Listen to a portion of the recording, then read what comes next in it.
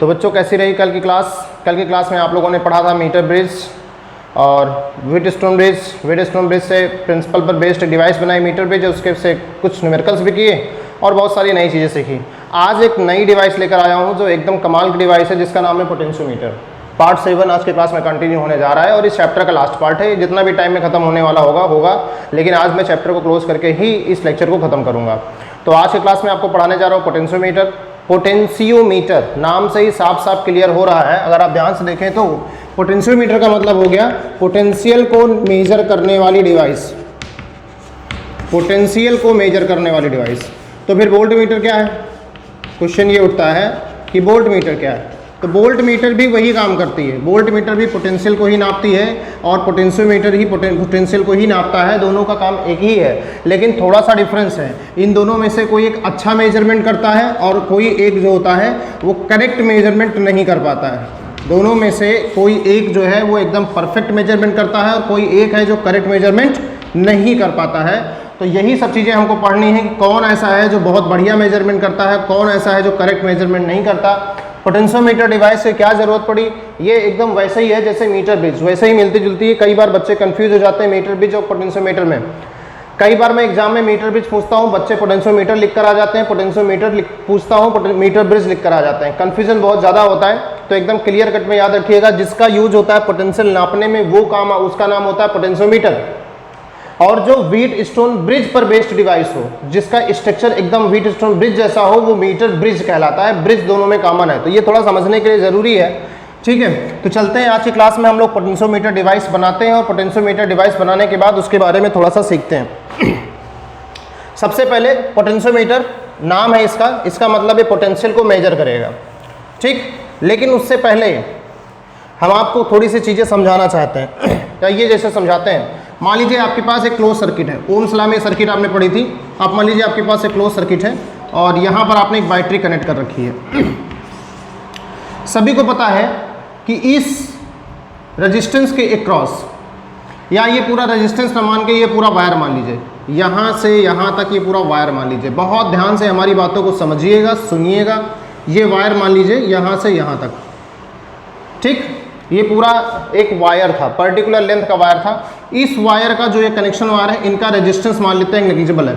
इसका अगर V volt है तो इस वायर का भी जो वोल्टेज होगा वो V ही होगा, क्योंकि ये जिस बैटरी से कनेक्टेड है उसी बैटरी के वोल्टेज के बराबर होगा इसका वोल्टेज। ये पॉजिटिव टर्मिनल है तो ये हाई वोल्टेज होगा, ये नेगेटिव टर्मिनल है तो ये लो वोल्टेज होगा। मतलब इधर से इधर की ओर जाने पर लगातार वोल्टेज जो होगा वो घटता जाएगा। लगातार जो वोल्टेज है वो घटता जाएगा। यूनिफॉर्मली घटेगा या नॉन यूनिफॉर्मली घटेगा मुझे कुछ नहीं पता, लेकिन एक बात पक्का पता है कि यहाँ से यहाँ तक का जो वोल्टेज है वो कितना है? V वोल्ट ही है। ठीक है, बात समझ गए नहीं समझ गए? अगर मैं यहाँ पर, बहुत ध्यान सुनिएगा, अगर मैं यहाँ पर एक, समझने की कोशिश करिएगा थोड़ा सा यहाँ पे जल्दी से। अगर मैं यहाँ पर एक गैल्वोमीटर लगा दूँ और गैल्वोमीटर से जॉकी कनेक्ट करके यहाँ पे कनेक्ट कर दूँ, तो ऑब्वियसली से बात है जॉकी में एक डिफ्लेक्शन होगा। डिफ्लेक्शन क्यों होगा जॉकी में? उसका रीजन ये है क्योंकि जॉकी जो है ये इस टर्मिनल और इस टर्मिनल के बीच का पोटेंशियल नाप रही होगी, और जॉकी जो है, सॉरी, जो गैल्वोमीटर है वो इस टर्मिनल और इस टर्मिनल के बीच का पोटेंशियल नाप रहा होगा और गैल्वोमीटर एक डिफ्लेक्शन शो कर देगा। गैल्वोमीटर में कोई डिफ्लेक्शन तभी नहीं आता है जब नेट करंट या तो जीरो हो जाए या नेट पोटेंशियल जीरो हो जाए उस जगह का, तो गैल्वोमीटर में कोई डिफ्लेक्शन नहीं आएगा। अदरवाइज गैल्वोमीटर में डिफ्लेक्शन आएगा। बात समझने की कोशिश करें। अब कोई करंट नहीं थी, कोई करंट नहीं थी, इसका मतलब यही हो गया potential difference equal to zero, और उस समय हमारा जो गैल्वोमीटर का डिफ्लेक्शन होगा वो जीरो होगा।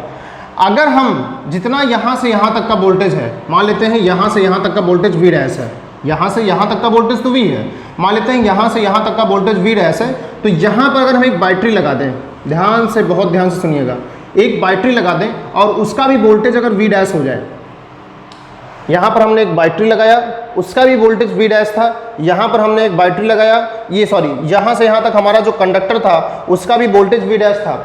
इस समय जो हमारा गैल्वोमीटर है कोई डिफ्लेक्शन नहीं शो करेगा। क्यों कोई डिफ्लेक्शन नहीं शो करेगा? क्योंकि दोनों बैटरियां इक्वल और अपोजिट हो जाएंगी। कैसे इक्वल और अपोजिट? ध्यान से देखिए, ये कैसा है प्लस, ये कैसा है माइनस, तो इसका प्लस इसके प्लस से कनेक्टेड है। देखिए ये हाई वोल्टेज ना, तो ये प्लस वाला हो गया, ये प्लस हो गया, और इधर क्या होगा? माइनस। तो इसका प्लस उसके माइनस, इसका प्लस इसके प्लस से कनेक्टेड है और इसका माइनस उसके माइनस से। तो हमने बताया था जब plus plus minus minus connected हो, इसका मतलब क्या हो गया, उनका जो पोटेंशियल होता है वो घट जाता है। इसका मतलब V dash minus V dash हो जाएगा, इसका मतलब नेट पोटेंशियल कितना हो जाएगा, 0। तो हमारी जो वोल्ट मीटर है उसका नेट वोल्टेज कितना, जो हमारा गैल्वेनोमीटर है उसका नेट पोटेंशियल कितना शो करेगा, तो उसका जवाब है उसका पोटेंशियल डिफरेंस हो जाएगा इक्वल टू 0 हो जाएगा, और कोई भी करंट उसमें नहीं फ्लो होगी, और वो हमारी कंडीशन कहलाएगी किसकी, नल डिफ्लेक्शन की कंडीशन कहलाएगी। और कहा जाएगा ये जो गैल्वेनोमीटर है ये इस पॉइंट पे आके क्या हो गया है, बैलेंस्ड हो गया है। मतलब अगर हमें इस बैटरी का पोटेंशियल अननोन था, लेकिन अगर इसका पोटेंशियल नोन था, तो हम कह सकते हैं कि इस बैटरी का पोटेंशियल V डैश है, क्योंकि ये बैटरी इस पॉइंट पे आके बैलेंस हो गई है। तो ऐसा कुछ कह सकते हैं हम। बात समझ रहे हैं आप, नहीं समझ रहे हैं? तो यही एक यहाँ पे तरीका अपनाया गया। अब आइए इसके प्रिंसिपल की ओर हम बढ़ते हैं। ऐसा ही कुछ यहाँ पे काम है, ये पोटेंशियल नापते हैं। तो देखिए इस बैटरी का पोटेंशियल पता चल गया कितना है, V डैश है, क्योंकि इसका पता था, इससे ये बैलेंस हो गया, इसका मतलब इसका भी पोटेंशियल V डैश है। जैसे हमारे पास 1 लीटर का कोई बर्तन हो, ठीक, और उसमें हम पानी कोई भरें और वो पानी पूरा भर जाए, तो इसका मतलब हम क्या कहेंगे, वो पानी 1 लीटर है। वैसे ही ये हमारी बैटरी थी, यहाँ से यहाँ तक हमने इसको बैलेंस किया, इतने में बैटरी बैलेंस हो गई, इसका मतलब इस बैटरी का पोटेंशियल भी V डैश है। ये हमको नोन होता या ना होता, अगर ये इस पॉइंट पे बैलेंस हो गई तो V डैश है, अगर ये पूरे में बैलेंस होती तो ये V होती, अगर ये इतने में बैलेंस होती, मान लेते इतने में बैलेंस होती और हमको इसका पोटेंशियल पता होता V डबल डैश, इसका पोटेंशियल पता होता, तो हम कह देते इसका पोटेंशियल V डबल डैश है। तो कुल मिलाकर हमको जानना जरूरी क्या है, तो एक क्वेश्चन उठता है, हमको ये पता होना चाहिए कि वायर का जो रेजिस्टेंस, वायर का जो वोल्टेज है हर जगह पर कितना है, ये मुझे पता होना चाहिए। इस वायर का जो रेजिस्टेंस है, इस वायर का जो वोल्टेज है वो हर जगह पर कितना है ये पता होना चाहिए। जैसे अभी तो मैंने लेट किया है कि इतनी लेंथ का V डैश है, पूरी लेंथ का V है, इतनी लेंथ का V डबल डैश है, लेकिन कोई ऐसा तरीका निकालो कि तुम्हें इस वायर का यहाँ से यहाँ तक ये जो कंडक्टिव वायर है या रेजिस्टिव वायर है, इस वायर का हर पर्टिकुलर लेंथ का कितना रेजिस्टेंस है। तो कहने का मतलब ये है कि तुमको वोल्टेज और लेंथ के बीच एक रिलेशन एस्टेब्लिश करना है, वोल्टेज और लेंथ के बीच एक रिलेशन एस्टेब्लिश करना है। अगर लेंथ जानने के बाद आप वोल्टेज जान जाओ, जैसे फॉर एग्जांपल अगर यूनिफॉर्मिटी मेंटेन है, 100 वोल्ट का 100 सेंटीमीटर का 20 वोल्ट EMF है, या कह सकते हो वोल्टेज है। जैसे 100 सेंटीमीटर लेंथ थी तो उसका वोल्टेज था 20 सेंटीमीटर, तो अगर 50 सेंटीमीटर लेंथ होगी और सब कुछ यूनिफॉर्म है तो 50 सेंटीमीटर लेंथ का वोल्टेज कितना हो जाएगा, 10 वोल्ट हो जाएगा। तो एक रिलेशन देखिए मैंने यहाँ पर बना लिया, किसके बीच, लेंथ और वोल्टेज के बीच। तो ऐसा ही एक रिलेशन हमको वोल्टेज और लेंथ के बीच में निकालना है, उसी को हम, उसी रिलेशन को जो वोल्टेज और लेंथ के बीच बनता है उसी को हम बोलते हैं पोटेंशियोमीटर का प्रिंसिपल। तो अभी हम क्या करने जा रहे हैं, डिवाइस पोटेंशियोमीटर क्या है अभी हम नहीं जानते, वो कैसे बनती है अभी हम नहीं जानते, लेकिन we are going to find the relation between potential and length. क्योंकि मैंने इस छोटे से काम से ये सीखा कि अगर किसी बैटरी का मुझे पोटेंशियल पता करना हो तो मुझे एक लेंथ के वायर की लंबाई पता चल जाएगी और लंबाई की मदद से उसका वोल्टेज निकाल लेंगे, और जो उसका वोल्टेज होगा वही इस सेल का ये वोल्टेज होगा। बोलो बात समझ में आ रही नहीं आ रही? फिर से एक बार रिपीट करता हूं, एक अननोन सेल लगाया, उसका वोल्टेज मुझे नहीं पता था, हमको नहीं पता था, लेकिन वो जिस लेंथ पर बैलेंस हो गई वो लंबाई मुझे पता चल गई। मैं यहाँ पे स्केल रख लूंगा और स्केल से नाप लूंगा कितनी लंबाई पे वो बैलेंस हुआ। अब अगर मुझे लंबाई पता चल जाए और लंबाई से मैं वोल्टेज पता कर लूं तो यहां से यहां तक वायर का वोल्टेज पता चल जाएगा, और यही वोल्टेज इस सेल का वोल्टेज होगा। तो इस सेल का वोल्टेज और पोटेंशियल हम निकाल लेंगे, और अगर इस सेल का वोल्टेज और पोटेंशियल हम निकाल लेंगे तो खास बात क्या है कि जिस समय ये बैलेंस होगा उस समय कोई भी करंट नहीं जा रही होगी। मतलब कहने का यह है कि करंट इक्वल टू 0 होगी। करंट कितनी होगी, 0 होगी। और उस समय जब करंट 0 होगी, बहुत ध्यान सुनिएगा, उस समय जब करंट 0 होगी और हम इसका क्या नाप रहे होंगे, पोटेंशियल। और जब किसी सेल का करंट 0 हो और पोटेंशियल क्या होता है, तो जवाब है उस सेल का EMF होता है। तो कहने का मतलब क्या है, ये जो डिवाइस है, जो हम डिवाइस बनाने जा रहे हैं, ये वोल्टेज नापेगी लेकिन ये 0 करंट पर नापेगी। उसमें करंट कितनी होगी, 0, और 0 करंट पर जो हमारा वोल्टेज होता है वही होता है EMF। तो कहने का मतलब यह है कि पोटेंशियोमीटर जो डिवाइस है वो नापेगी EMF। पोटेंशियोमीटर डिवाइस जो है वो नापेगी EMF, वो टर्मिनल वोल्टेज नहीं नापेगी, वो सीधा EMF नापती है, और ये काम वोल्टमीटर नहीं कर सकता। इसीलिए कहा जाता है कि पोटेंशियोमीटर जो है उसका मेजरमेंट अच्छा होता है इन कंपैरिजन टू किसके, वोल्टमीटर के, क्योंकि वोल्टमीटर हमेशा टर्मिनल वोल्टेज नापता है, जबकि हमारा पोटेंशियोमीटर जो है बिना करंट ड्रॉ किए, बैलेंस कंडीशन में, उस समय करंट कोई नहीं ड्रॉ हो रही थी, बैलेंस कंडीशन में उसने मेजरमेंट किया किसका, वोल्टेज का किया। तो बैलेंस कंडीशन का मतलब हो गया नल डिफ्लेक्शन, नल डिफ्लेक्शन का मतलब हो गया जीरो करंट, और जीरो करंट पे जो वोल्टेज होता है उसे क्या बोलते हैं, ईएमएफ। तो हमारा पोटेंशियोमीटर किसको नापता है, ईएमएफ को नापता है। इस बात को ध्यान रखना बहुत जरूरी है, और ईएमएफ को नापना कोई और डिवाइस से संभव नहीं है, ठीक है। तो आइए इसके बारे में पढ़ते हैं। तो कुल मिलाकर हमको स्टोरी ये पता चली, एक बार मैं फिर से रिपीट कर रहा हूं कि किसी भी सेल का ईएमएफ पता करने के लिए एक बैलेंसिंग लेंथ की जरूरत है, और बैलेंसिंग लेंथ पता करने के लिए हमको लेंथ और वोल्टेज के बीच एक रिलेशन की जरूरत है। तो हम वही रिलेशन एस्टेब्लिश करने जा रहे हैं। तो आप लोग हेडिंग डालेंगे principal of potentiometer, principal of potentiometer, वही रिलेशन एस्टेब्लिश करने जा रहे हैं। और ये जो रिलेशन निकल के आएगा ये हमारा पोटेंशियोमीटर का क्या हो जाएगा, प्रिंसिपल हो जाएगा।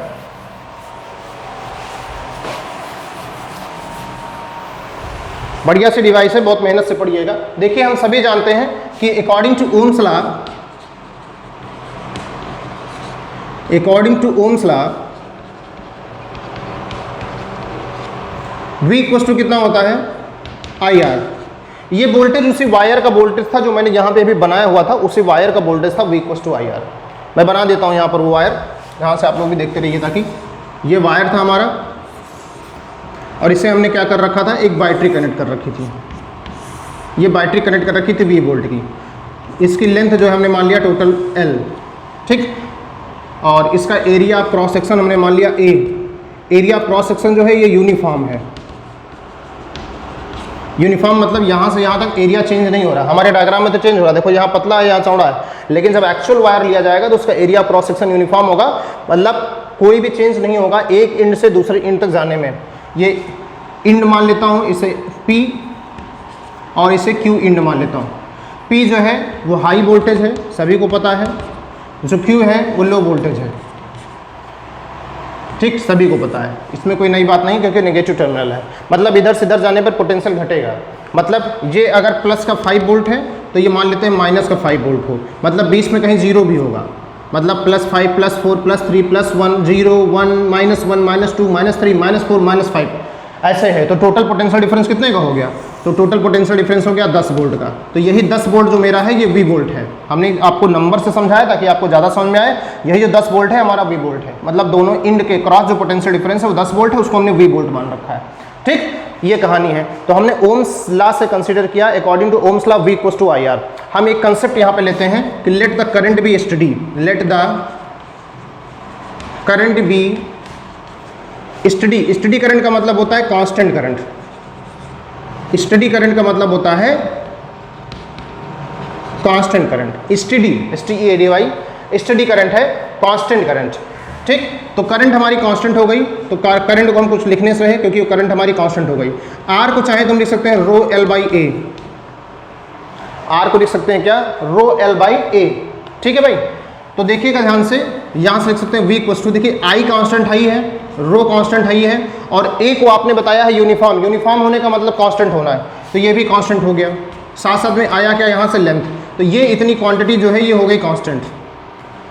तो हमने लेट कर लिया, let I rho upon A equals to 5, ये हमने लेट कर लिया, कांस्टेंट है 5, ठीक। हम प्रिंसिपल ऑफ पोटेंशियोमीटर निकालने जा रहे हैं। तो हमारे पास आया क्या, हमारे पास आया V equals to 5L, V equals to 5L, जहाँ पे फाई की वैल्यू अगर निकाला जाए तो आ जाएगा V/L। इसको भी हम थोड़ी देर बाद पढ़ाएंगे, लेकिन यहाँ से अगर आप देखें तो V प्रोपोर्शनल टू L।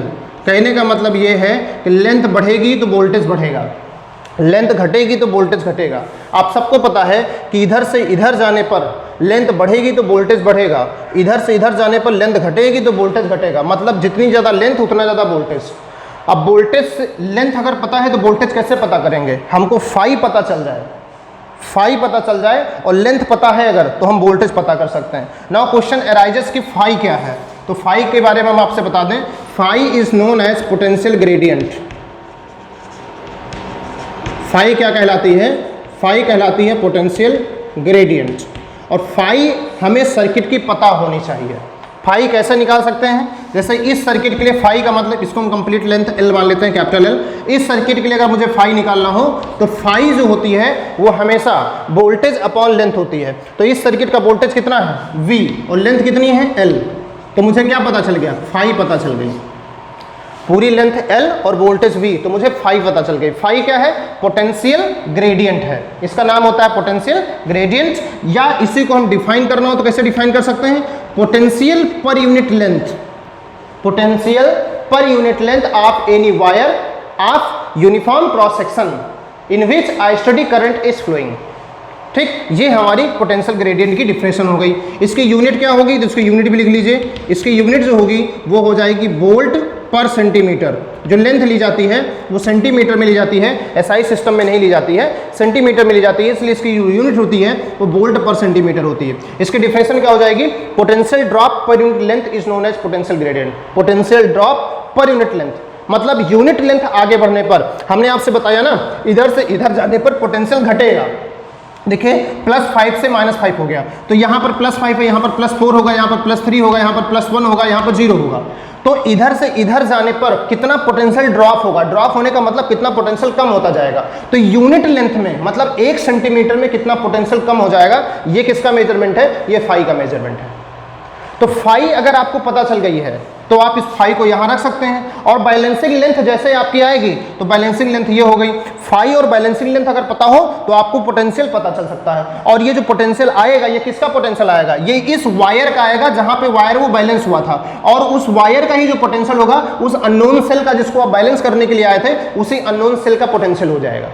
तो इस तरीके से आप किसी भी अननोन सेल का ईएमएफ निकाल सकते हैं इस जैसे सर्किट्स में। तो ये हमारा हुआ प्रिंसिपल ऑफ द पोटेंशियोमीटर। अब अगर आपको नोट करना है प्रिंसिपल ऑफ द पोटेंशियोमीटर तो ये मोस्ट इंपॉर्टेंट है बोर्ड एग्जाम के लिए। प्रिंसिपल ऑफ द पोटेंशियोमीटर एक क्वेश्चन आता है बोर्ड एग्जाम में कि state the underline principal of potentiometer. कुछ बच्चे अंडरलाइन कर देते हैं। अंडरलाइन का प्रिंसिपल का मतलब होता है वो प्रिंसिपल जिसके अंडर में ये लाई करती है डिवाइस, उस प्रिंसिपल को बताइए। तो वो प्रिंसिपल जरा सा नोट कर लीजिए। लिखिएगा when study current flow through a wire of uniform cross section area when I steady current. Study current क्यों कहा? ताकि आई कांस्टेंट हो जाए। When I steady current STEADY when I steady current flow through a wire of uniform cross section area. Uniform cross section area इसलिए कह रहा हूं ताकि एरिया भी कांस्टेंट हो जाए। Flow through a uniform cross section area then potential drop per unit length, potential drop per unit length is constant. Constant means phi is constant. Potential drop per unit length is constant. इसको हमने phi से denote किया है, this is phi. Potential drop per unit length is constant. ये इसका ये हो गया प्रिंसिपल। ठीक, अब हम पढ़ने जा रहे हैं इस डिवाइस की वर्किंग। ये डिवाइस कैसे काम करती है। तो सबसे पहले डिवाइस का कंस्ट्रक्शन करते हैं, डिवाइस को बनाते हैं।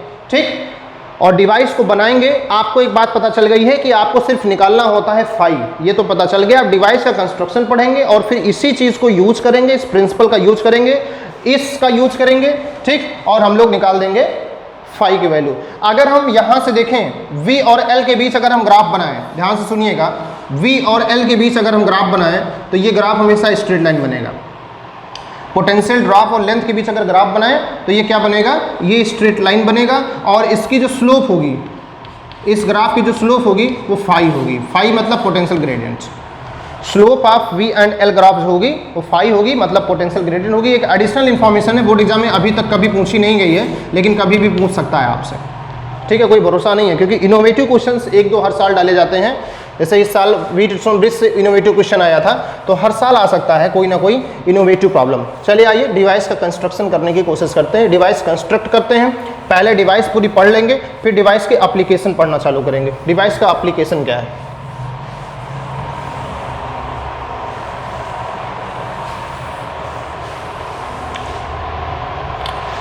ठीक है भाई, समझ में आ रहा है आप लोगों को? सारी चीजें नोट करते हुए चल रहे हैं आप लोग?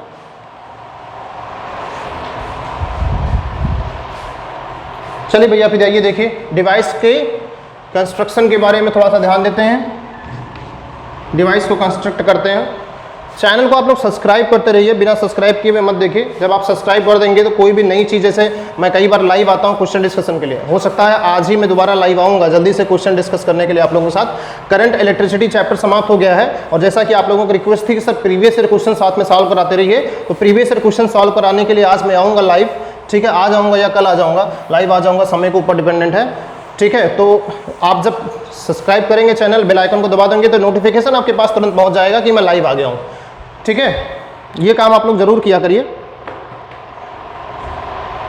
चलिए भाई, डिवाइस कंस्ट्रक्ट करने की कोशिश करते हैं।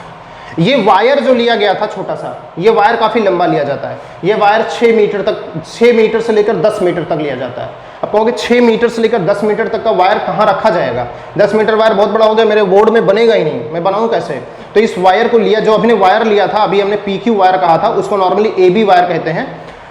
AB पॉइंट के बीच ही लिया जाता है, तो वो 6 मीटर से लेकर 10 मीटर के बीच लिया जाता है। तो मैं 6 मीटर का वायर बना रहा हूँ, देखिए कैसे बना रहा हूँ, आप भी समझने की कोशिश करिएगा। मैं 6 मीटर का वायर बना रहा हूँ। 1 metre, 2 metre, 3 metre, 4 metre, 5 metre, 6 metre. देखिए मैंने 6 मीटर का वायर बना दिया। आप कहोगे सर ये 6 मीटर का कहाँ से है? तो बिल्कुल ये 6 मीटर का ही है, क्योंकि आप कहोगे तो आपस में जुड़े ही नहीं है। तो मैं इस टर्मिनल को नाम दे देता हूँ A, ठीक, और ये हमेशा पॉजिटिव रहेगा। याद रखना, A टर्मिनल को आप हमेशा पॉजिटिव टर्मिनल कहें। यहाँ नाम दे देता हूँ मैं B टर्मिनल, और इसको मैं दूंगा नेगेटिव टर्मिनल। इसको मैं बना दूंगा बैटरी का नेगेटिव टर्मिनल। जैसे उसमें हमने P और Q बनाया था, एक को हाई एक को लो बनाया था, तो ये हाई वोल्टेज वाला हो गया, ये लो वोल्टेज वाला हो गया। अब यहाँ से मैं कॉपर स्ट्रिप से इसको जोड़ दूंगा, इसको मैं कॉपर स्ट्रिप से जोड़ दूंगा और कॉपर थिक स्ट्रिप से जोड़ूंगा, ताकि इसकी लेंथ काउंट ना करना पड़े, इसका रेजिस्टेंस नेग्लिजिबल हो जाए। तो ये कॉपर की थिक स्ट्रिप हो गई और उसका रेजिस्टेंस क्या हो गया? नेग्लिजिबल। अब मैं इन दोनों इंड्स को यहाँ जोड़ दूंगा, ध्यान से देखते जाइए, एक तरफ उधर जोड़ूंगा और एक बार इधर जोड़ूंगा। तो करंट का जो फ्लो है वो देखिएगा कैसे होगा। करंट ऐसे आएगी, ऐसे आएगी, ऐसे आएगी, ऐसे जाएगी, फिर यहाँ से नीचे जाएगी, यहाँ फिर मैं जोड़ दूंगा। देखते जाइए मैं क्या कर रहा हूँ आप बहुत अच्छे से। ऐसे ही डिवाइस का कंस्ट्रक्शन पॉसिबल है, ठीक है। इतनी लंबी डिवाइस और रख ही नहीं सकते, तो मोड़ मोड़ के रखते हैं। फिर यहाँ से करंट ऐसे आएगी, फिर करंट यहाँ पे रख दी जाएगी, यहाँ पे इसको जोड़ दिया गया, फिर करंट यहाँ से ऐसे नीचे उतर के आएगी, यहाँ पहुँचेगी, और फिर इसको यहाँ जोड़ दिया गया।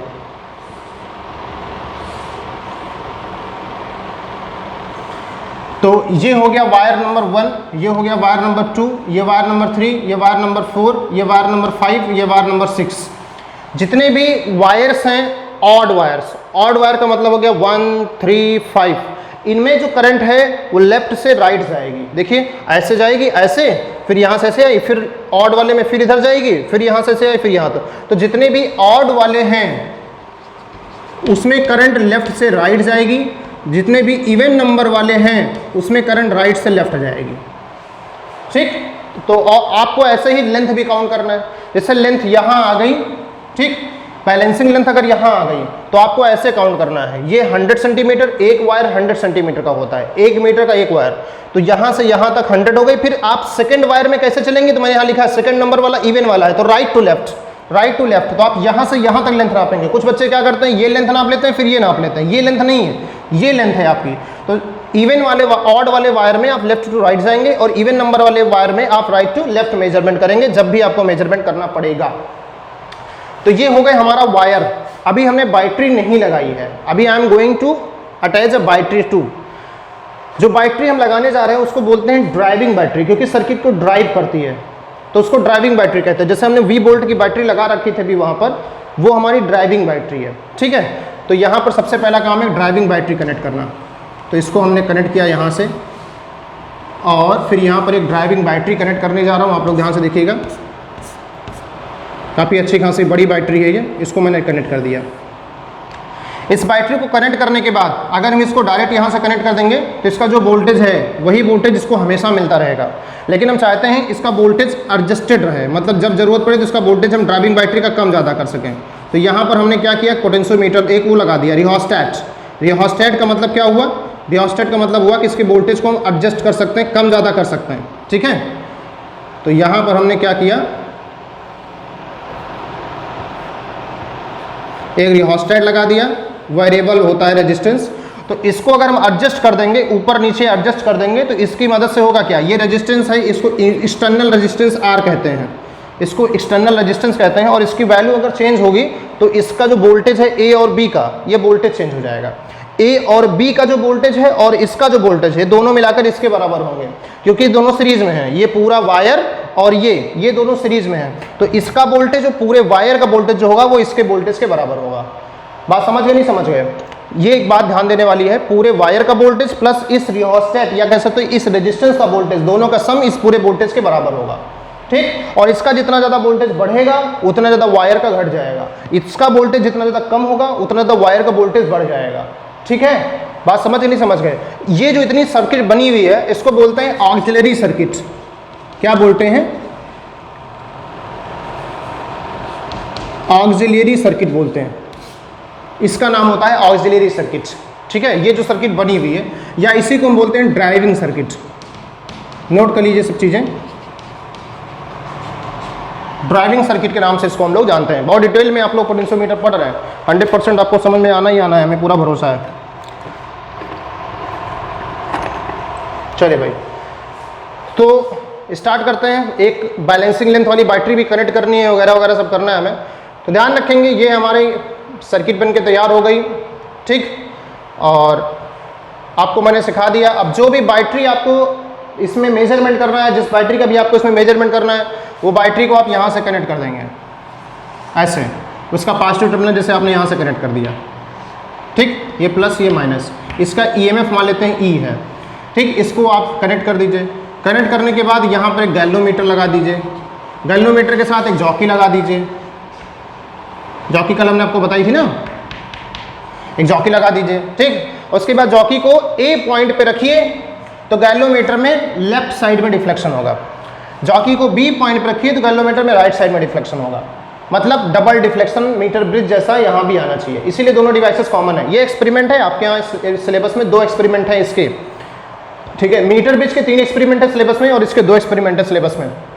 तो लैब में आप इन सारी डिवाइसेस को देखेंगे, इन डिवाइसेस से आप खेलेंगे, इन डिवाइसेस से आप एक्सपेरिमेंट करेंगे, तो परेशान होने की जरूरत नहीं है। सारी डिवाइसेस आपको एक्चुअल में दिखाई पड़ेंगे। जितनी बड़ी ये बनी हुई है इससे कहीं छोटी होती है, क्योंकि हमने इतना गैप दिया है। स्कूल में जो एक्सपेरिमेंट में डिवाइस होती है उसमें इतना गैप होता है, इतना वेरी फ्यू गैप, एटलीस्ट जान लीजिए कि 2 mm से 3 mm का गैप होता है, ठीक है, 2 वायर के बीच। तो डिवाइस काफ़ी पतली बन जाती, इतनी ही पतली बन जाती, इसी में सारे वायर आ जाएंगे, इतने में ही सारे वायर आ जाएंगे।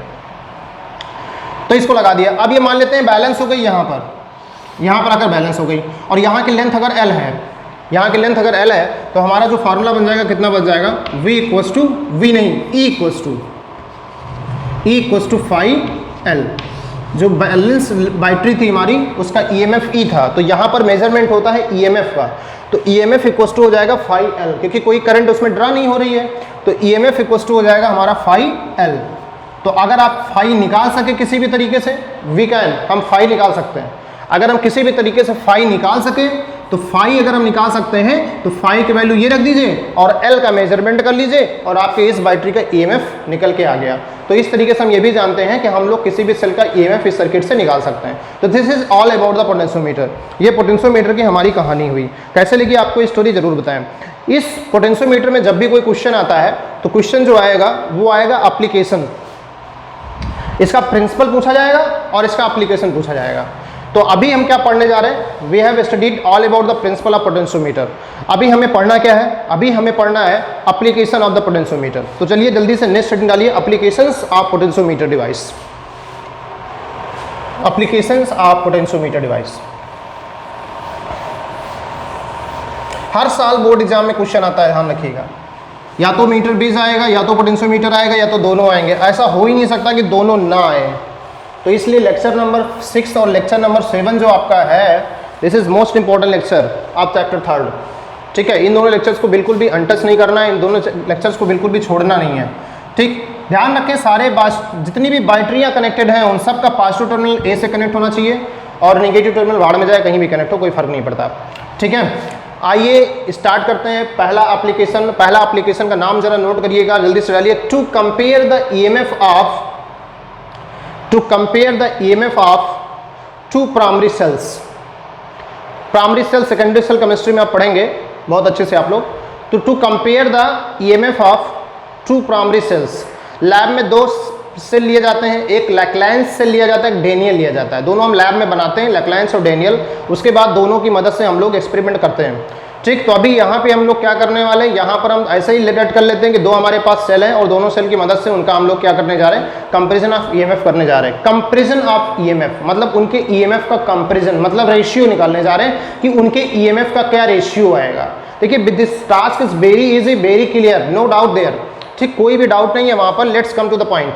मान लेते हैं हमारे पास दोनों सेल कुछ ऐसे हैं, एक ये सेल लगाइए पहले से, इसको E1 मान लीजिए, और दूसरा सेल मान लीजिए आप E2, ये हो गया हमारा दूसरा सेल E2, ठीक, कोई समस्या किसी को? ये दूसरा सेल हमारा हो गया E2, इसका EMF E1 था, और इन दोनों को मैंने कनेक्ट कर दिया। अब यहाँ पर हमको दोनों एक साथ तो कनेक्ट नहीं कर सकते, इसलिए दोनों को ले जाइए टू वे की से कनेक्ट कीजिए। किससे? टू वे की। टू वे की का मतलब होता है ऐसी की जिसमें दो रास्ते हों लेकिन सर्किट में एक समय एक ही चले, इसको बोलते हैं टू वे की। ये लैब में प्रेजेंट होती है टू वे की। तो यहाँ पर एक से इसको जोड़ दीजिए, एक से इसको जोड़ दीजिए, और एक से ले लीजिए आउटपुट, और आउटपुट में क्या कनेक्ट होगा? गैल्वेनोमीटर। अब इसमें होगा क्या, एक समय जो है या तो इसको जोड़ दिया जाएगा, इसको मान लेते हैं जोड़ दिया, तो ये सर्किट से बाहर है, ये जो है ये सर्किट से बाहर है। और जब मान लेते हैं जब ये जुड़ी थी, जो बैलेंसिंग लेंथ आई है वो यहाँ पर आ गई, तो यहाँ पर जो बैलेंसिंग लेंथ आई तो हमने यहाँ से ऐसे काउंट करना चालू किया, काउंट करते करते करते करते मैं यहाँ पहुँचा, तो मैंने देखा कि लेंथ L1 थी, यहाँ तक की जो लेंथ थी वो L1 थी। तो हम ये लिख सकते हैं क्या कि E1 जो है उसकी बैलेंसिंग लेंथ आई है फाई L1, फाई तो हमें पता है पोटेंशियल ग्रेडियंट कहलाता है। अब इसी तरीके से इसको सर्किट से हटा दीजिए, ठीक, तो तुरंत बैलेंसिंग लेंथ हट गई, तो यहाँ पर गैल्वेनोमीटर में डिफ्लेक्शन आने लगेगा। इसको कनेक्ट कर दीजिए, जब आप इसको कनेक्ट करेंगे तो आपकी एक दूसरी बैलेंसिंग लेंथ आ जाएगी। मान लेते हैं दूसरी बैलेंसिंग लेंथ यहाँ पे आ गई, दूसरे सेल की बैलेंसिंग लेंथ यहाँ पे आ गई, तो इसकी बैलेंसिंग लेंथ मान लेते हैं L2 आ गई। तो इसी तरीके से जो E1 था उसी तरीके से E2 हो गया, और वो हो जाएगा फाई L2, इक्वेशन नंबर 2।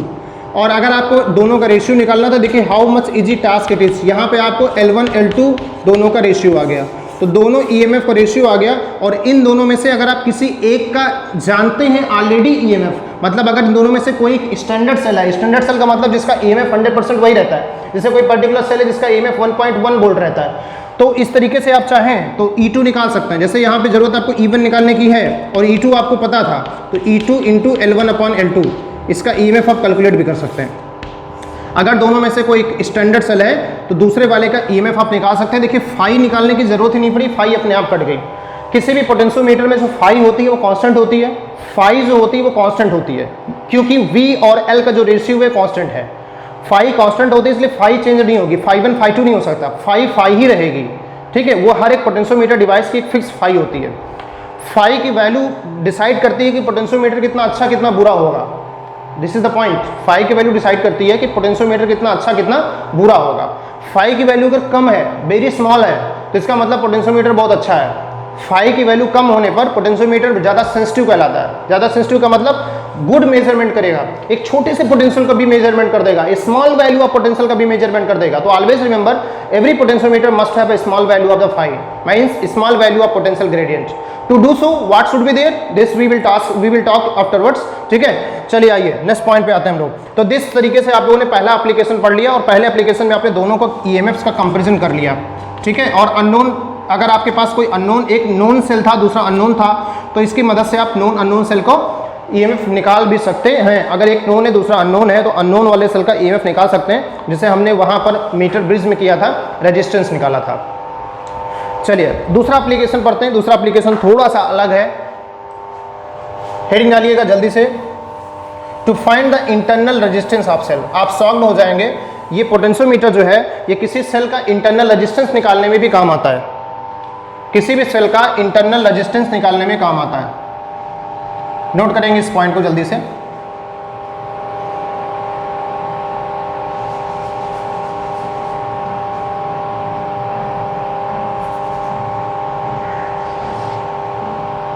इसका EMF हम मान लेते हैं E1 है, EMF मान लेते हैं E1 है।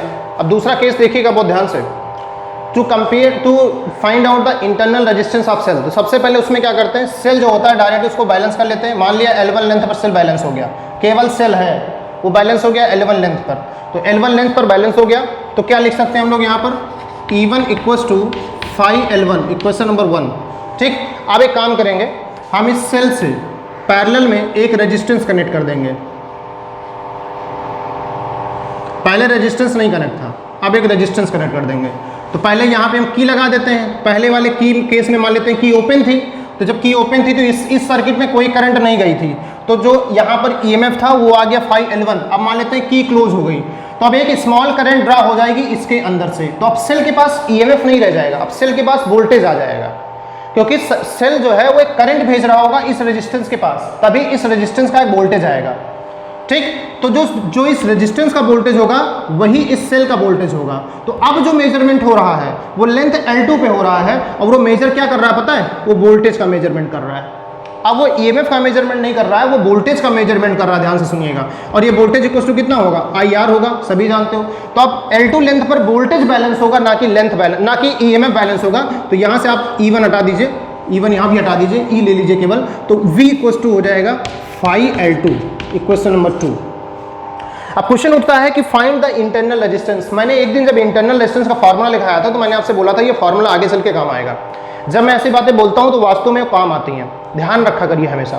अब आइए इन दोनों इक्वेशन को अगर हम डिवाइड करें, then very clear we can write E/V equals to L1/L2। Equation number 3। आप जानते हैं कि इंटरनल रेजिस्टेंस का जो फार्मूला होता है वो होता है कैपिटल R E/V-1। याद होगा अगर आपको 2 नहीं याद है तो जाके वहाँ से देख लीजिएगा। अब यहाँ से अगर हम चाहें तो E/V की जगह पर L1/L2 लिख सकते हैं और -1 लगा सकते हैं। देखिए हमारी जो दोनों लेंथ थी उनका रेशियो -1 मल्टीप्लाइड बाई ये जो यहाँ पर हम रेजिस्टेंस लगा रहे हैं। तो यहाँ पर हम लोग नॉर्मली रेजिस्टेंस नहीं लगाते हैं, यहाँ पे हम रेजिस्टेंस बॉक्स लगाते हैं। रेजिस्टेंस बॉक्स लगाने से ये फायदा होता है कि हम जो वैल्यू चाहें उस वैल्यू को यहाँ से निकाल सकते हैं। ठीक, तो यहाँ पे रेजिस्टेंस बॉक्स से जो की हमने निकाली थी, मतलब रेजिस्टेंस बॉक्स की जो रेजिस्टेंस की वैल्यू थी वो हो गई R, वो हमको पता है, बैलेंसिंग लेंथ से हमको पता है, और इस तरीके से -1 के साथ हमने इंटरनल रेजिस्टेंस निकाल लिया। तो इस तरीके से हमने किसी सेल का इंटरनल रेजिस्टेंस भी निकाल लिया। तो बताइए भाई कैसा लगा आपको पोटेंशियोमीटर? बस इतना ही है पोटेंशियोमीटर के अंदर। ठीक, समझ में आ गई बात। अब थोड़ा सा पढ़ लेते हैं sensitivity of the potentiometer. Potentiometer कब सेंसिटिव कहलाता है? तो ये रफ कर दे रहा हूँ मैं, आपको समझ में आ गया होगा पूरी उम्मीद करता हूँ। वीडियो लेक्चर को मैंने आपसे कई बार कहा कि पॉज करके देखा करिए। पॉज करके देखने से मतलब ये है कि आपको बहुत सारी चीज़ें साथ में नोट करते चल रही, केवल सुनना नहीं है कि अब मैं एक कथावाचक हूँ और आप कथा का रस पान कर रहे हैं, तो रस पान करना नहीं है, रस पान करिए, फिजिक्स का रस पान करिए। फिजिक्स का रस पान बहुत ही साइलेंट मोड में और बहुत स्लोली प्रोसेस में होता है, बहुत फास्ट प्रोसेस में रसपान नहीं होगा। अगर फास्ट प्रोसेस में आप करने की कोशिश करेंगे तो आपका नुकसान होगा। जी हाँ, आपका नुकसान होगा। चलिए बात करते हैं सेंसिटिविटी की। तो मैंने बताया था किसी भी पोटेंशियोमीटर की सेंसिटिविटी जो होगी वो ग्रेटर होगी जब उसका फाई कम होगा। फाई का फार्मूला क्या होता है? फाई का फार्मूला होता है V/L। तो बहुत ध्यान रखिएगा, फाई कम होगा। अब यहाँ से दो बातें निकल के आती हैं। पहली बात, अगर वो स्मॉल वोल्टेज, बहुत ही कम वोल्टेज का मेजरमेंट कर लेता है तो वो सेंसिटिव डिवाइस कहलाएगी। बहुत ही कम वोल्टेज का अच्छे से मेजरमेंट कर लेता है तो डिवाइस सेंसिटिव कहलाएगी। नंबर 2 बात, अगर लेंथ जो है वो बहुत ज़्यादा है तो फाई जो होगा वो कम हो जाएगी, और अगर लेंथ ज़्यादा है फाई कम हो जाएगी तो इसका मतलब जो डिवाइस है वो सेंसिटिव हो जाएगी। सेंसिटिव का मतलब डिवाइस अच्छी हो जाएगी। इसीलिए पोटेंशियोमीटर लेंथ जो है, पोटेंशियोमीटर वायर की जो लेंथ है वो ज़्यादा होनी चाहिए। कहता है एक पोटेंशियोमीटर वायर है जिसकी लेंथ 6600 सेंटीमीटर है, दूसरा पोटेंशियोमीटर वायर है जिसकी लेंथ 1000 सेंटीमीटर है। कौन ज़्यादा सेंसिटिव होगा for the same auxiliary circuit? Auxiliary circuit same हो तो आपका जवाब होगा जिसकी लेंथ 1000 सेंटीमीटर होगी, क्योंकि ज़्यादा लेंथ कम फाई तो ज़्यादा अच्छी वैल्यू का मेजरमेंट। तो small value of phi give make a sensitive device, very sensitive device means a good device. Understood the point? तो उम्मीद करता हूँ आप लोगों को पोटेंशियोमीटर समझ में आ गया होगा, क्या कहना चाहता है पोटेंशियोमीटर क्या होता है। कुछ बातें ध्यान से रखना है। All positive terminal of all cells, जैसे देखा था यहाँ पे 2 सेल कनेक्टेड थे तो दोनों सेल के positive terminal should be connected from the same point A. These are the important points that should be learned. ठीक है, तो बस ये हो गई हमारी all about the potentiometer device. देखते हैं कितनी देर में हमने इस टॉपिक को खत्म किया। तो दिस टॉपिक को मैंने खत्म किया लगभग 40 मिनट में। अब आइए बाकी के समय में देखते हैं इसके न्यूमेरिकल्स कैसे आते हैं। कल की क्लास में जैसे आपने खत्म किया था क्लास और उसके बाद आपने न्यूमेरिकल डिस्कस किया था, काफ़ी बच्चों को अच्छा लगा। ठीक है, और भी आज देखते हैं कि कैसे आप लोग इस टॉपिक को ख़त्म करने के बाद आज कैसे न्यूमेरिकल सॉल्व करते हैं, न्यूमेरिकल में क्या दम होता है यहाँ के क्वेश्चंस में, ये देखना बहुत ज़रूरी है। कहा जाता है पोटेंशियोमीटर का न्यूमेरिकल सॉल्व करना आसान काम नहीं होता, लेकिन अगर कॉन्सेप्ट क्लियर हो तो बहुत ही आसान काम हो जाता है। हमने अभी तक जितने बच्चों को पोटेंशियोमीटर के क्वेश्चन पढ़ाए हैं उन्होंने बहुत अच्छे तरीके से पोटेंशियोमीटर के क्वेश्चन सॉल्व करना सीख गए हैं। आप लोगों पे आज ये सिस्टम ट्राई करता हूँ और देखता हूँ कितना आप कर पाते हैं। देखिएगा सबसे पहला क्वेश्चन है हमारे पास। अब पोटेंशियल, ध्यान से सुनिएगा, जब मैं क्वेश्चन रीड कर रहा हूं तो एकदम कंसंट्रेट होकर क्वेश्चन सुना करिए, क्योंकि मैं यहाँ डिस्प्ले बोर्ड पर क्वेश्चन लिख नहीं सकता हूँ, सिर्फ बोल सकता हूँ, आप सुन सकते हैं, मैं सिर्फ वैल्यूज लिखता हूँ, तो क्वेश्चन बहुत ध्यान से सुना करिए। Potentiometer wire is supplied a constant voltage of 3 volt. एक पोटेंशियोमीटर वायर है, वायर पोटेंशियोमीटर वायर है, मतलब जो वायर होता था पोटेंशियोमीटर का पूरा ए और बी, उस वायर की बात हो रही है। अ potentiometer wire supplied a constant voltage of 3 volt, उसका जो वोल्टेज है वो 3 वोल्ट है, तो हमने लिख दिया V इक्वल्स टू 3 वोल्ट। ठीक, अब आगे क्या कह रहा है? अ सेल ऑफ EMF 1.08 वोल्ट। एक सेल है E, उसका EMF है 1.08 वोल्ट। ठीक है, और कहाँ गया भाई? It's balanced by voltage drop across 216 centimetre of wire. इसकी जो लेंथ है जहाँ पर बैलेंस हुआ तो 216 सेंटीमीटर पे हुआ। Find the total length of the potentiometer wire. तो पोटेंशियोमीटर वायर की टोटल लेंथ बताइए कितनी होगी। अब देखिए question is very easy, question बहुत इजी हो गया। अब एक काम करिए, देखिए कैसे क्वेश्चन इजी हो गया। टोटल लेंथ बतानी है यहाँ से यहाँ तक की, यहाँ से यहाँ तक लेंथ मान लेता हूँ मैं, L हो गई, और इसका जो वोल्टेज था AB का वो मान लेता हूँ ये हो गया V volt. V equals to कितना दिया गया है? 3 वोल्ट। और यहाँ से एक बैटरी कनेक्ट की गई है, इसका EMF है E, और ये बैलेंस हो गई है कितने पर? 216 पर। मतलब यहाँ से यहाँ तक की जो लेंथ है ये मान लेता हूँ स्मॉल l, और स्मॉल l दी गई है 216 सेंटीमीटर, और इसका जो वोल्टेज दिया गया है वो दिया गया 1.08 वोल्ट। डायग्राम देखिए मैंने बना दिया, जो पहले डायग्राम समझाने के लिए बनाया था वही डायग्राम न्यूमेरिकल में हमेशा यूज होता है। तो इस EMF और इस स्मॉल लेंथ से हम पोटेंशियल ग्रेडियंट निकाल सकते हैं। इस EMF और इस L से हम पोटेंशियल ग्रेडियंट निकाल सकते हैं। कैसे? EMF इक्वल्स टू होता है फाई L, तो फाई इक्वल्स टू कितना हो जाएगा? E by L। तो EMF कितना है? तो जवाब है EMF है 1.08 अपॉन 216। ये हो गया हमारा फाई। फाई की वैल्यू हमेशा बहुत ही स्मॉल आती है, ऑलवेज रिमेंबर, फाई की वैल्यू बहुत ज़्यादा स्मॉल आती है। ये हो गया वोल्ट पर सेंटीमीटर। ठीक, फाई आ गया बेचारा। अब आपको निकालना क्या है? पूरी लेंथ। फाई को अगर हम पूरी लेंथ के कंपेरिजन में लिखना चालू करें तो लिख सकते हैं total voltage upon total length. Phi ये भी तो होगा, फाई A से B तक की total length upon total voltage, क्योंकि बाहर सर्किट में कोई रेजिस्टेंस लगा नहीं है, तो ये जो वोल्टेज है ये AB वायर का ही वोल्टेज है। तो फाई इक्वल्स टू लिख सकते हैं V बाई L, और V है हमारा 3 वोल्ट, शायद लेकिन निकालना लेंथ है तो लेंथ इक्वल्स टू लिख दीजिए V बाई L। V है हमारा 3 वोल्ट, V बाई फाई, और फाई कितनी है? 1.08 इंटू 216। सॉल्व कर लीजिए, आपका आंसर आ गया। बोलो कैसा लगा? सॉल्व करना कोई कठिन टास्क नहीं है। इसको यहाँ 0 लगाइए, यहाँ डबल 0 हो गया, 3 3 जा 9, 3 6 जा 36 हो गया।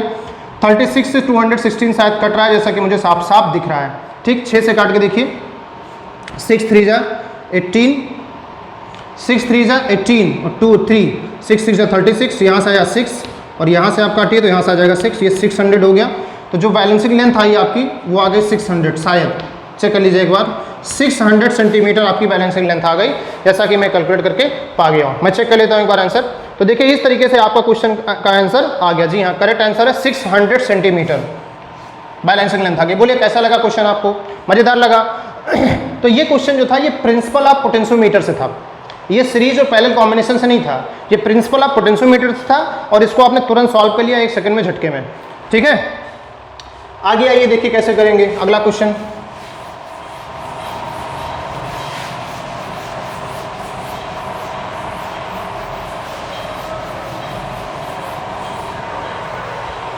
काफी अच्छे अच्छे क्वेश्चंस हैं हमारे पास इससे रिलेटेड। अगला क्वेश्चन देखिएगा क्या कहता है। अगला क्वेश्चन लिखा है 2 cells of EMF E1 and E2। 2 cell हैं, 2 सेल मान लेते हैं ये हो गए, एक सेल ये हो गया, बना लेता हूँ E1, और दूसरा सेल ये हो गया E2। आगे क्या कह रहा है? 2 सेल हैं E1 और E2, कंडीशन दी गई है कि E1 is greater than E2, E1 is greater than E2, this is the given condition. Are connected as shown in the figure, जैसा कि फिगर में दिखाया गया ऐसे कनेक्टेड है, देखिए ऐसे कनेक्टेड है। तो ऑब्वियसली सी बात है उल्टा कनेक्टेड है, सीधा नहीं कनेक्टेड है, आप साफ साफ देख सकते हैं। यहाँ पर एक पॉइंट दिया गया है B, यहाँ पर पॉइंट दिया गया है A, यहाँ पर पॉइंट दिया गया C। तो ये जो कनेक्शन है ये क्या बता रहा है कि इसका EMF होगा E1 माइनस E2। ठीक है, क्योंकि उल्टा कनेक्टेड है तो वोल्टेज घट जाता है, आप सबको पता है E1 माइनस E2 हो जाएगा। क्वेश्चन क्या कह रहा है? When a potentiometer is connected between A and B, जब पोटेंशियोमीटर ए और बी में कनेक्ट किया जाता है तो ए और बी के बीच में क्या है, तो E1 है। क्या है, E1 है। ए और बी के बीच में क्या है, E1 है। ठीक, connected when the potentiometer is connected between A and be the balancing length of potentiometer wire is 300। मतलब E1 के लिए जो बैलेंसिंग लेंथ है वो कितनी है, E1 equals to phi L1 होता है, और फाई और L1 की जो वैल्यू दी गई है वो 300 सेंटीमीटर दी गई है। तो ये हो गई स्टोरी ऑफ E1। अगला उसी में क्वेश्चन क्या कह रहा है, on the connecting the same potentiometer between A and C. A and C मतलब ए एंड सी के बीच का वोल्टेज कितना है, तो E1 माइनस E2 है। ठीक, the balancing length is 100 centimetre. तो यहाँ से आप लिख सकते हैं E1 minus E2 equals to 5 into 100 centimetre. Equation number 2। आप यहाँ से भी देख सकते हैं कि लेंथ घट गई, इसका मतलब वोल्टेज घटेगा, मतलब E1 माइनस E2 होगा। अब क्वेश्चन क्या कह रहा है, calculate the ratio of E1 and E2। E1 और E2 का रेशियो बताइए। तो very easy question this is. आप एक काम करिए, इसको डिवाइड कर दीजिए, E1 minus E2 upon E1, तो ये हो जाएगा 100 अपॉन 300। इन दोनों को अगर हम अलग अलग करके लिखें तो क्या लिख सकते हैं, E1 upon E1 equals to E2 upon E1, और यहाँ से लिख सकते हैं हम लोग 1/3। ये कट जाएगा, कितना बचेगा यहाँ से, 1 minus 1/3 equals to E2 by E1। इसका मतलब हम लिख सकते हैं E2 by E1 equals to 2/3।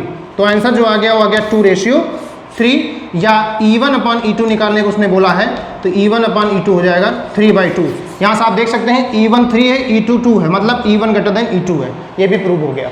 तो देखिए आपने एक क्वेश्चन यहाँ से कर डाला, तो बढ़िया क्वेश्चन था ये क्वेश्चन बोर्ड एग्जाम में आ भी चुका है, इसलिए इसको कराने में हमें थोड़ा और अच्छा लगा अपनी तरफ से भी, क्योंकि ये क्वेश्चन बोर्ड एग्जाम में आ चुका है। चलिए अगला क्वेश्चन देखिएगा, ऐसा ही क्वेश्चन कुछ अगला भी है, उसको भी करिएगा अभी अभी तुरंत। इसके क्वेश्चन काफ़ी लेंदी होते हैं पढ़ने में, काफ़ी बड़े क्वेश्चन होते हैं, लैंग्वेज को समझना पड़ता है, पढ़ना पड़ता है, तब जाके कहीं सॉल्व होते हैं। ये जितने भी क्वेश्चन चल रहे हैं ये सब EMF के कंपैरिजन से हैं, अभी इंटरनल रेजिस्टेंस निकालने वाले क्वेश्चन नहीं आए हैं, ये सब कंपैरिजन ऑफ EMF से क्वेश्चन सॉल्व हो रहे हैं। अब देखिएगा डायग्राम दिया हुआ है अगले क्वेश्चन का, पहले डायग्राम बना लेते हैं, उसके बाद हम क्वेश्चन पढ़ेंगे। ये ऑक्सिलरी बैटरी है और ये वही रियोस्टेट है जो मैंने बनाया था। ठीक, और एक लंबा सा वायर यहाँ पर कनेक्टेड है, मान लेते हैं इसको हम A और इसको मान लेते हैं B। AB के बीच एक वायर कनेक्टेड है। ठीक, और एक बैटरी कनेक्ट है अपोजिट डायरेक्शन में, दो बैटरियाँ कनेक्टेड हैं अपोजिट डायरेक्शन में, ऐसे देखो ऐसे कनेक्टेड है। इसका EMF E1 है और इसका EMF E2 है, तो दोनों का EMF कितना हो जाएगा पता है, E1 माइनस E2 हो जाएगा। और ये दोनों बैलेंस हो रही हैं यहाँ पर, और इसकी जो लेंथ है वो है 120 सेंटीमीटर। और अगला जो सेटअप है वो सेम ऑर्डर में है, मतलब वो ऐसे है, मतलब इसकी बैलेंसिंग लेंथ ज़्यादा आएगी क्योंकि ये दोनों जुड़ जाएंगे। ये E1 है, ये E2 है, और इसकी बैलेंसिंग लेंथ आ रही है 300। क्यों 300 आ रही है, आप समझदार हैं, क्योंकि E1 प्लस E2 हो जाएगा और इसकी बैलेंसिंग लेंथ ज़्यादा आएगी। ठीक, 300 हो गई। अब आगे क्वेश्चन पढ़ने की कोशिश करते हैं, क्वेश्चन क्या कह रहा है। लिखा है in the given figure a long uniform potentiometer wire AB, this long uniform potentiometer wire AB is having a constant potential gradient. इसका कांस्टेंट पोटेंशियल ग्रेडियंट है, मतलब ये पोटेंशियोमीटर के प्रिंसिपल को फॉलो कर रहा है। Along its length the null point for the two primary cells E1 and E2 connected in the manner shown are obtained at a distance 120 and, जैसे कि दोनों सेल कनेक्टेड हैं, इनकी जो बैलेंसिंग लेंथ है 120 और 300 सेंटीमीटर आ रहे हैं। लिखा है फाइंड E1 अपॉन E2। पहला क्वेश्चन कह रहा है, जैसे पिछला क्वेश्चन था वैसे ही है ये, find E1 upon E2। Second question क्या कह रहा है, according to second question position of null point for the cell E1। अगर केवल E1 कनेक्ट किया जाए तो वो बाद में देखेंगे, अभी पहले इसको निकाल लेते हैं E1 upon E2। So according to question पहले बताइए, पहले जो कॉन्फ़िगरेशन कनेक्ट है 120 सेंटीमीटर वाला, उसको लिख सकते हैं E1 माइनस E2 क्योंकि अपोजिट डायरेक्शन में कनेक्ट है, तो हमने इसको मान लिया E1 माइनस E2। और E1 माइनस E2 आ गया 120 सेंटीमीटर फाई के साथ, फाई इंटू 120 सेंटीमीटर। इसी तरीके से E1 प्लस E2 कितना आ जाएगा, तो E1 प्लस E2 जो है वो आ जाएगा फाई इंटू 300 सेंटीमीटर। दोनों को डिवाइड कर दीजिए, तो E1 minus E2 upon E1 plus E2 equals to 120 upon 300। Cut गया, 3 से काटिए 3 4 जा, 3 से काटिए तो 3 10 जा, 2 से काटिए 2 जा 5 जा, कितना आ गया यहाँ से 2 5 जा, है ना भाई, पक्का ना? गड़बड़ तो नहीं है? सही है। क्रॉस मल्टीपल कराइए, क्रॉस प्रोडक्ट कराइए तो कितना आ जाएगा यहाँ से 5e1 minus 5e2 equals to 2e1 plus 2e2। e1 सारे इधर ले आइए, 5e1 minus 2e1 equals to 2e2 plus 5e2। 5 में से 2 जाएंगे तो बचेंगे यहाँ पे 3e1 इक्वल्स टू 7e2। तो e1 अपॉन e2 कितना आ गया? e1 upon e2 equals to 7/3।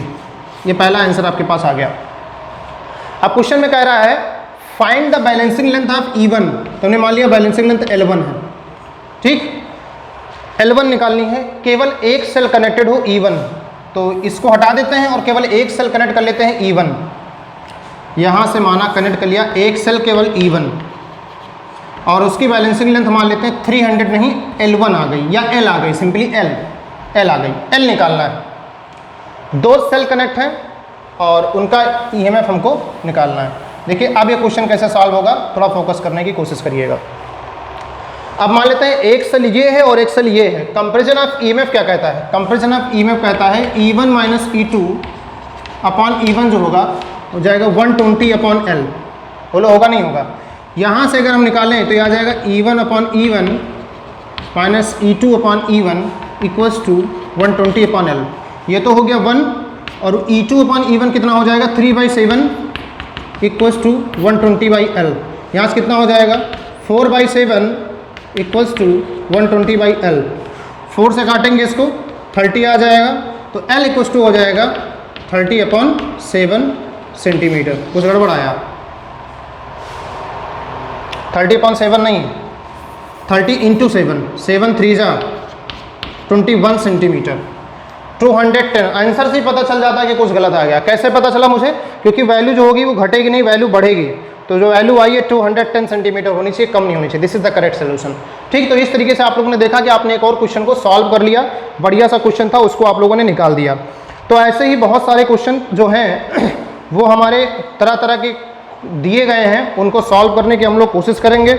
Her question कोशिश करेंगे सॉल्व हो जाए, और कोई समस्या आएगी तो देखा जाएगा, आप लोग हमें बताएंगे, उसको भी हम देखेंगे। और इस तरीके से हमारा चैप्टर 3 जो है वो हमारा ख़त्म हो जाता है। और आप लोग इससे रिलेटेड न्यूमेरिकल कराइएगा। अभी इससे रिलेटेड कुछ क्वेश्चंस बाकी हैं, जैसे कुछ क्वेश्चंस आते हैं पोटेंशियल ग्रेडियंट निकालने के लिए, वो क्वेश्चन बाकी हैं। अभी रेजिस्टेंस स्मॉल r वाले क्वेश्चन बाकी हैं। ठीक है, तो बहुत सारे क्वेश्चन अभी इसके बाकी हैं, कुछ टाइप्स अभी इसके बाकी हैं। उन टाइप्स क्वेश्चंस को भी करिएगा। कोई समस्या आएगी तो हमें पूछेगा। अभी लाइव सेशन इसके मैं कुछ क्वेश्चन लेकर आऊँगा, उनको भी सॉल्व कराऊंगा, तो उनको भी आप लोग करिएगा। ठीक है, तो कैसी लगी आपकी क्लास ये ज़रूर बताइएगा।